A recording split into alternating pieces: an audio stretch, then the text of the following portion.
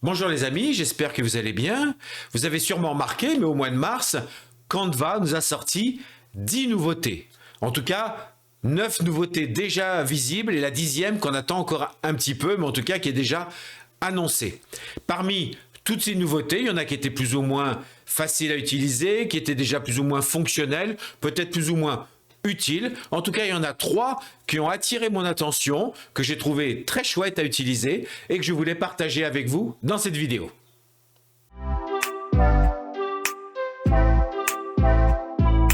Voyons ensemble la traduction automatique de texte que nous propose Canva. J'ai ouvert ici une présentation dans laquelle il y avait pas mal de texte, j'ai fait exprès. En plus, il y a du texte, vous voyez, qui est avec un fond vert. Donc c'est un texte qui est un petit peu cadré, comme dirait l'autre, c'est-à-dire qu'on ne peut pas non plus faire dépasser les mots des différentes zones. Donc j'aimerais bien voir justement comment fonctionne la traduction et est-ce qu'elle est si efficace que ça et est-ce qu'elle respecte bien surtout la mise en page. Et je peux vous dire que j'ai été surpris d'avance.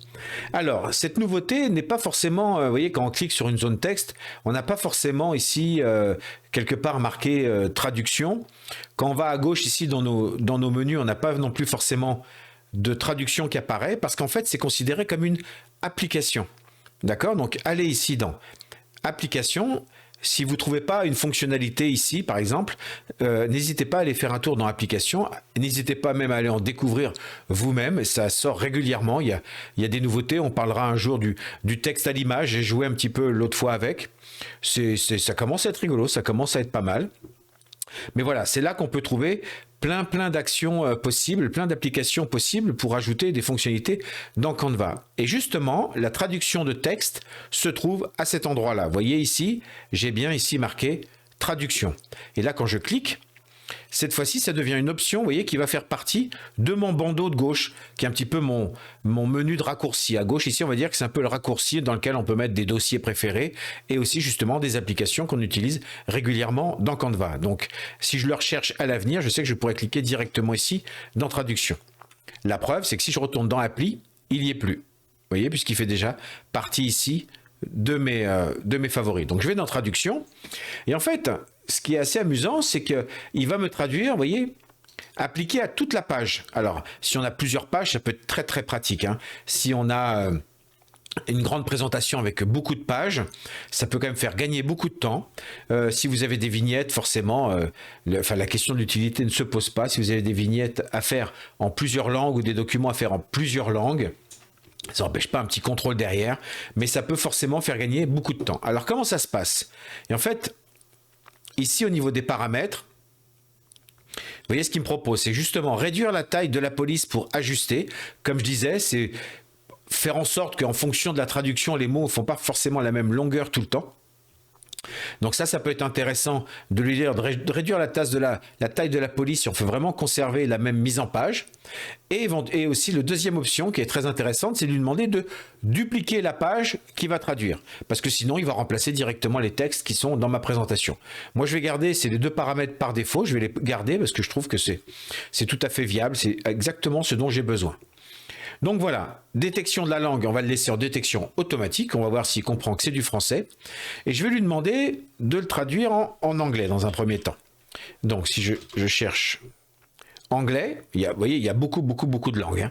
Donc ça sera intéressant, je vous laisse tester dans différentes langues si vous voulez parler, mais il y a énormément de langues possibles. Appliquer à la page, là j'en ai qu'une seule, donc la question ne se pose pas. Donc ici j'ai ma page, attention, je clique sur traduire. On voit qu'il travaille un petit peu, c'est très rapide.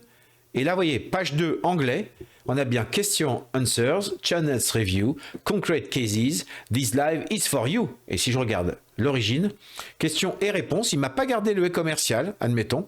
Review de chaîne, cas concret. Channel review, cas concret, d'accord. Peut-être qu'en anglais, le et commercial est moins approprié, c'est possible. Mais ce live est pour vous, il m'a bien mis this live is for you, avec le point d'exclamation. La mise en page est tout à fait correcte. Moi, je dis bravo.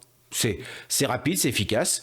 Comme je disais, ça n'empêche pas d'aller jeter un petit coup d'œil si on veut être certain que la traduction est correcte, si on veut refaire un petit peu de mise en page. Mais c'était génial.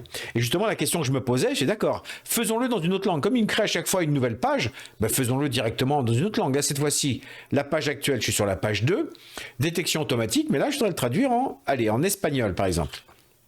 Hop, en espagnol. Attention, juste la page 2, traduire. Donc, il repart cette fois-ci de l'anglais à l'espagnol. Et voyons voir. Preguntas y respuestas, revisión de canales y casos concretos. Este vivo es para ti. Eh, je sais pas vous, mais moi, il n'y a pas l'ompo espagnol et c'est pas le fait. Vous voyez, c'est génial, je trouve. C'est génial. La mise en page est respectée. La traduction est tout à fait correcte. Il y a bien la grammaire espagnole avec les points d'exclamation à l'envers et à l'endroit. Et voilà. Et surtout, moi, c'est pour ça que c'est important comme paramètre sûrement ici de demander de réduire la taille en cas de besoin. C'est que surtout, c'est que la mise en page est vraiment respectée. Vous voyez, bon, peut-être une petite adaptation ici si je veux garder ma petite lampe visible, voilà, mais après après on peut l'adapter, etc. Ça reste du Canva. Vous voyez, on voit bien que les tailles sont pas tout à fait les mêmes. C'est génial. Voilà, ça c'était la façon de jouer avec la traduction. Je ne dirais qu'un mot, simple et efficace. Bravo Canva sur ce coup-là.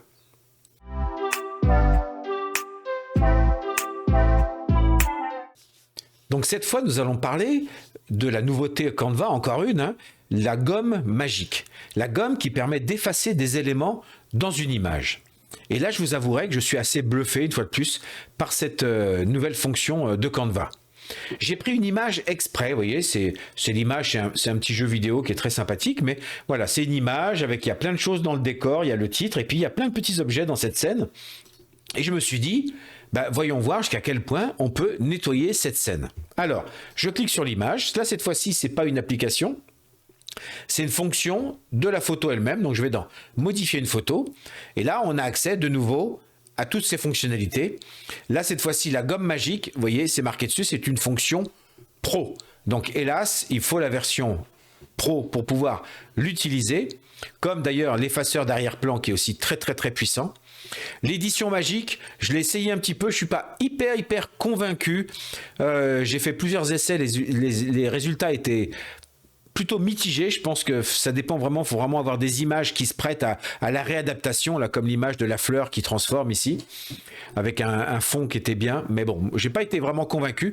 Par contre, la gomme magique, j'adore. Donc, mais bien sûr, il faut la version pro. Alors, n'hésitez pas, comme d'habitude, je mets toujours un lien dans la description. Vous pouvez essayer Canva Pro pendant 30 jours. L'essayer, c'est l'adopter. Moi, je l'avais essayé et voilà. Et ça fait déjà, je crois que je viens de repayer le renouveler. Ça fait 1 an que je continue à l'utiliser parce que les fonctions pro sont pas inintéressantes. Je vous remettrai éventuellement aussi un lien vers la vidéo où je parle des fonctions pro, si ça vous dit. Fin de parenthèse. Mais donc, essayons ensemble, justement, cette gomme magique.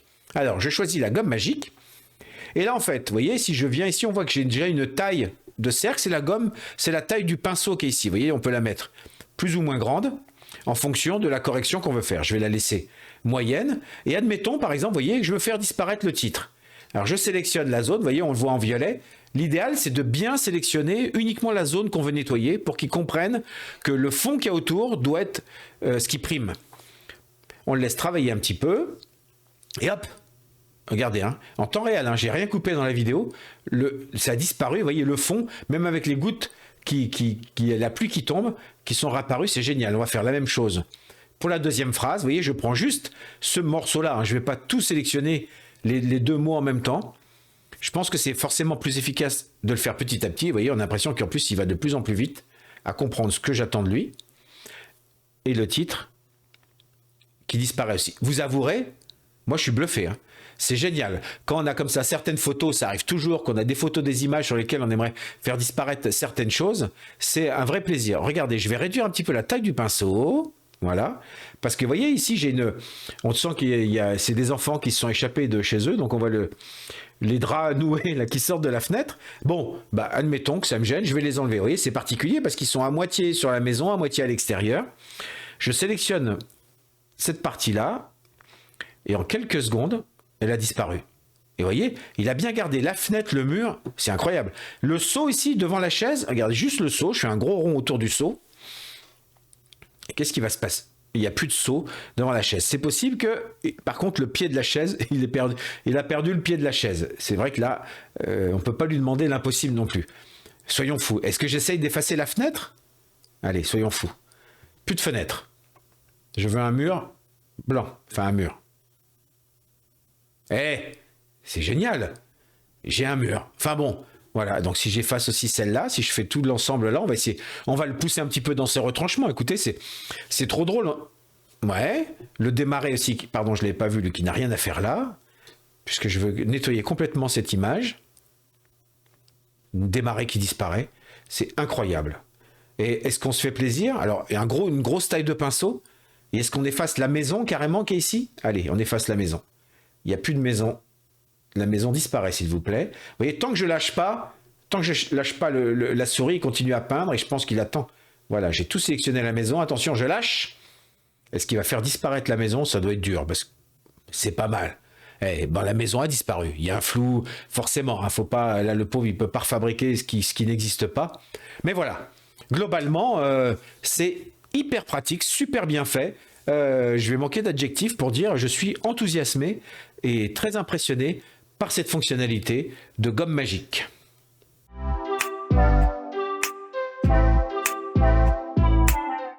Donc voyons à présent, parmi les dernières nouveautés, la possibilité de créer des animations dans les présentations vidéo. Donc il est évident qu'il faut d'abord créer une présentation vidéo. Vous voyez en bas, j'ai bien mon petit curseur pour lancer la vidéo. Donc je suis dans une présentation vidéo. D'accord? Évident, il faut pouvoir faire un play pause. Deuxième chose, les animations ne dureront pas plus de 10 secondes par élément. Ça paraît logique, ils l'ont limité, c'est normal. Je pense que ça permet de ne pas aller trop loin non plus dans l'animation. Mais voilà, on ne peut pas faire des animations de plus de 10 secondes. J'ai essayé plusieurs façons de faire, j'ai pas réussi à faire plus de 10 secondes. Donc, peu importe, bien sûr, vous pouvez avoir une page qui peut durer 50 secondes. Ah, vous voyez, je peux faire une page ici là, qui dure 50 secondes. Peu importe, la durée de la page sera 50 secondes, mais à l'intérieur, il est évident que mon animation ne durera que 10 secondes et après, l'élément restera statique le reste de l'animation. Voilà. Ceci dit, comment ça fonctionne? Vous allez voir, c'est assez rigolo, c'est bien fait, c'est largement suffisant pour faire des petites animations rigolotes et j'ai même trouvé une petite combine pour faire des apparitions, vous allez voir. Pour la démonstration, j'ai pris une image et un texte, comme ça. De toute façon, les deux naviguent de la même façon, mais ça va permettre de voir, ça pourrait être intéressant. Là, l'idée de mon animation, c'est de voir une présentation où on voit apparaître Chris autodidacte, paf, et les deux viennent se lier ensemble. On va dire que j'aimerais que ça apparaisse et que ça fasse ça, vous voyez, que ça finisse Chris autodidacte avec mon avatar et le nom en dessous, par exemple, et que ça fasse une animation pour fabriquer ça. Comme dans toutes animations, ce qui est toujours intéressant, c'est n'oubliez pas toujours de réfléchir à la vision finale que vous voulez de votre animation. Ça permet de savoir à quel endroit on arrive et donc à partir de là, on peut bouger les éléments pour fabriquer l'animation. Alors, comment ça fonctionne? Eh bien, on choisit un élément et là, on a notre bouton animer. Et vous vous rappelez que animer, c'est pour faire des animations qui sont déjà prédéfinies ici dans Canva. Mais on en a une nouvelle ici avec la petite abeille, c'est créer une animation. Faites glisser des éléments dans la zone de création pour créer vos animations, j'imagine. Eh bien, regardez. Je clique. Donc, il me précise que si je veux faire des lignes droites, il faut que je reste appuyé sur majuscule. Que je peux contrôler la vitesse de l'animation en fonction du déplacement de la souris, vous allez voir. Et que dès que j'arrête de cliquer, dès que je relâche l'élément, l'animation s'arrête. Elle s'arrête aussi, vous allez voir, quand on arrive à 10 secondes. Donc voilà, le mode animation est activé. Et vous allez voir que dès que je vais attraper cette image et que je vais commencer à la déplacer, il va enregistrer l'animation. On va faire d'abord un premier essai pour que vous vous rendiez compte comment ça fait. Je l'attrape et là, je ne lâche pas la souris. Vous voyez, je me balade et là, grâce au trait violet, hop, j'accélère, je ralentis, hop, j'accélère, je vais là et vous allez voir, je ne lâche pas, je ne lâche pas exprès. Vous allez voir qu'au bout de, hop, il s'est arrêté. Voilà, j'ai atteint les 10 secondes, il s'est arrêté tout seul et vous voyez que, hop, il a géré la vitesse, ça donne le mal de mer. Voilà, je vois le dessin de l'animation qui va être parcouru. Et qu'est-ce que j'ai comme possibilité? C'est que soit je prends le style d'animation original, fluide, c'est-à-dire qu'il va jongler un petit peu sur les débuts d'animation et les fins d'animation, vous savez, des accélérations et des décélérations, ou régulier, tout va garder exactement le même rythme même si moi j'ai été à une vitesse différente dans la fabrication de mon animation. On peut aligner, c'est-à-dire que l'élément, vous voyez, va tourner. Si moi je tourne, il va rester toujours centré sur le sens de l'animation, donc ça le fait un peu tourner dans tous les sens, ça donne le mal de mer. Et on peut bien sûr changer la vitesse. Elle peut aller tout doucement. Et bien sûr, en jouant avec la vitesse, là pour le coup, on peut faire durer l'animation plus de 10 secondes, d'accord? On peut enregistrer que 10 secondes d'animation, mais si vous la ralentissez énormément, eh ben dans une énorme présentation, on pourrait imaginer une animation qui va tout doucement, le personnage qui passe pendant toute votre présentation. Vous voyez, on voit que là, il va tout doucement. C'est évident qu'il dure plus de 10 secondes. OK? Et donc, et dernière chose, soit ici en bas, soit j'annule tout, ou soit terminé pour valider l'animation. Donc, je vais l'annuler, par exemple. J'annule, on repart à 0. Je suis toujours en mode animation. Donc là, je vais le prendre. Et donc, j'imagine que je veux qu'il soit en dehors de l'écran, ici, et qu'il vienne en zigzagant, et qu'il vienne se poser ici au milieu. D'accord?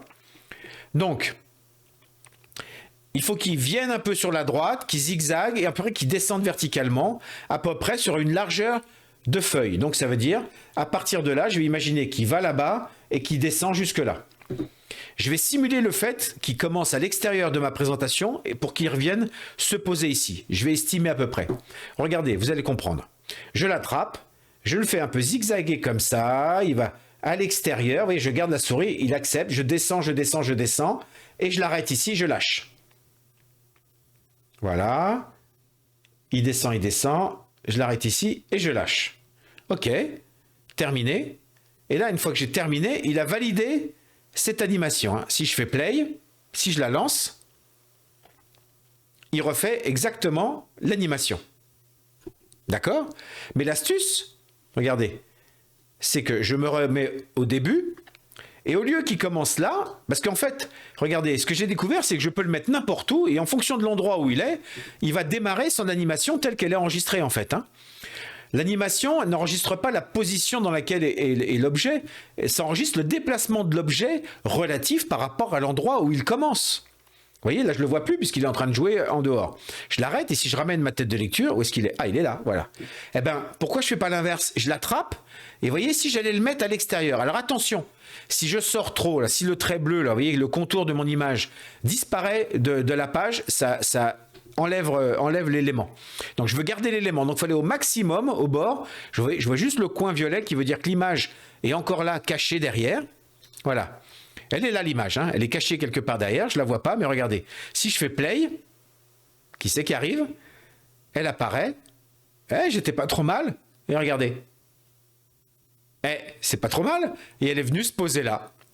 C'est à peu près l'idée que je voulais. Donc ici, Chris Autodidacte, on va faire la même chose. On va rapidement lui faire une animation, hop, animée, créer d'animation. Lui, il va arriver de la gauche, il va venir se positionner au milieu de la page. Tac, ici c'est parfait. Chris Autodidacte, tac, terminé. Donc lui, maintenant, je veux qu'il démarre là. Et voilà. Je reviens au début. Attention, je lance l'animation. J'en ai une qui arrive de la gauche. Où est-ce qu'il est le texte? Ah, le texte. Voilà. J'ai fait ce que je vous ai dit de ne pas faire, vous voyez?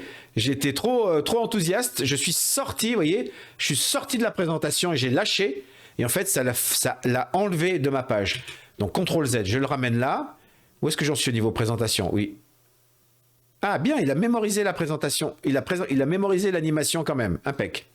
Donc je le prends, et qu'est-ce que j'avais dit? C'est de le mettre là au maximum, mais attention, faut pas qu'il sorte de la page. Si je fais juste ça, est-ce que ça marche? On va le mettre au millimètre. Dans ce cas, il faut peut-être rajouter un petit espace avant pour qu'il disparaisse vraiment. Voilà, je rajoute 1 ou 2 espaces pour pouvoir le cacher sans qu'on le voit. Voilà. Il faut un peu jongler. C'est quand même, c'est déjà assez rigolo. Et c'est pas évident de gérer des animations. Il y a plein d'outils très puissants pour faire ça. Canva là, nous a fait un petit effort pour faire des petits effets sympas quand même. Ne nous plaignons pas. Attention, play. Et regardez, voilà. J'ai le texte qui arrive d'un côté. et mon personnage qui descend. Et voilà. Et vous voyez, après, si je ralentis, l'animation peut durer plus ou moins longtemps et tout. Donc voilà, c'est tout simple, assez facile à utiliser. Vous voyez, on peut jongler, faites attention.